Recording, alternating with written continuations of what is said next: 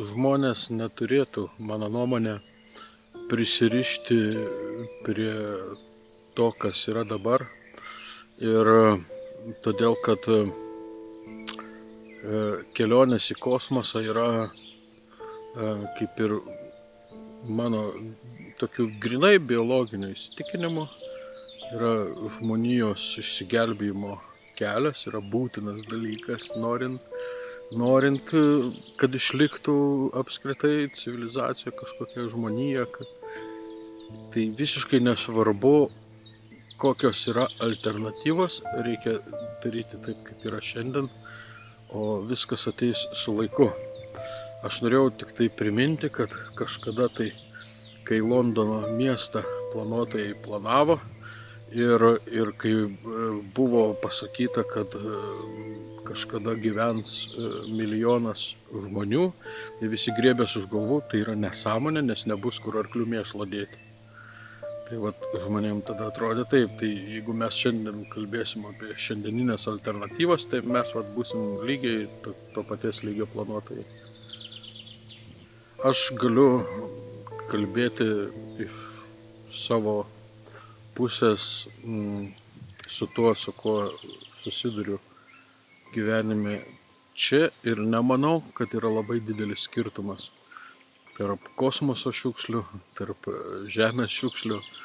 Ir šiandieną, jeigu vandenyne sukasi plastiko salos, kurios viršyje Lietuvos plotą, staiga dabar sugalvoti, kad štai kosmose kažkas bus labiau atsakingas neva ir ten labiau kažkas tai turėtų tvarkyti. Tai pirma, gal po savim. Ir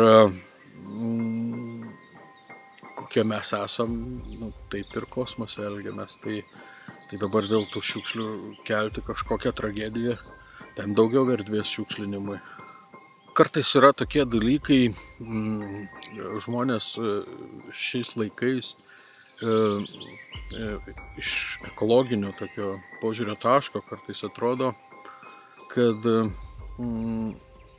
išsikrausto iš proto nuo labai gero gyvenimo ir jie kažkaip pamiršta tą akmens amžiaus periodą, iš kurio mes visi ateinam.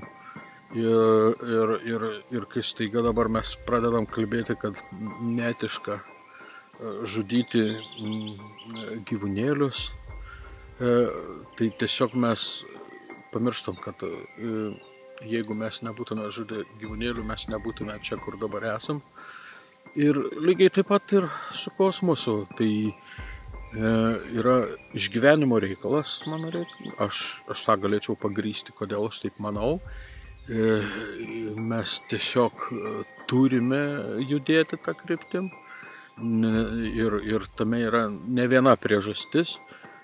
Ir šiuo atveju iki etikos daugsim.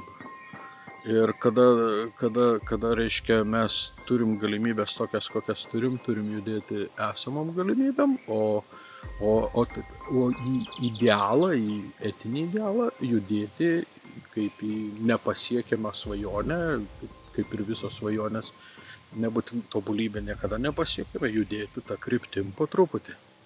Žmonės turi tą viltį, kad mes kai šitą obuolį išgriaušim jau, kaip tiek ir miniu, kai persikelsim į kitą obuolį. Ir tačiau pasakyti, kad būtent, kad jeigu nebūtų kosmoso kažkokių pasiekimų, žmonės elgtųsi geriau, aš nemanau, todėl kad yra daugybė įrodymų, kad jie kažkaip neetiškai su aplinka elgiasi dėl kitų priežasčių. Tiesiog yra prigimtinės tam tikros ydos, trūkumai galbūt, kurie žmogų daro tuo, ko jis yra, kaip ir visame gyvenime, mes visi esam netobuli ir visokių apsileidimų turim, tai kai sudedi netobulus individus į krūvą, gaunasi netobulas elgesys ir visuomenės. ir galų gale visos planetos. Nėra jokios veiklos, kurioje nebūtų pavojų ir mūsų pati ta prigimtis, gal žmogiška ir yra, su tuo tvarkytis ir tuose pavojuose gyventi. Visų pirma, mes turim suprasti labai paprastą dalyką, kad mūsų protų, mūsų žiniomis remiantis, mes esam kaip ir rizikos zonai ir bet kurią dieną atskridęs neaiškus kūnas, meteoritas gali ištaškyti planetą į gabalus ir tų meteoritų kiekis yra neįsivaizduojamas. Ir dabar čia jau praskrenda už milijoną kilometrų planeta, mes jau nerimaujam ir bijom. Tai reikia suprasti, kad tai yra pavojus. Su tuo pavoju mums reikia gyventi. Ir dabar yra klausimas, ar suspėsim iki to laiko išvystyti technologijas, kaip tą prie meteorito pritaisyti kažkokius sparnus, nukreipti į kitą pusę, ar nespėsim. O tikimybės, kad kada nors rimtas meteoritas netikštels, nėra.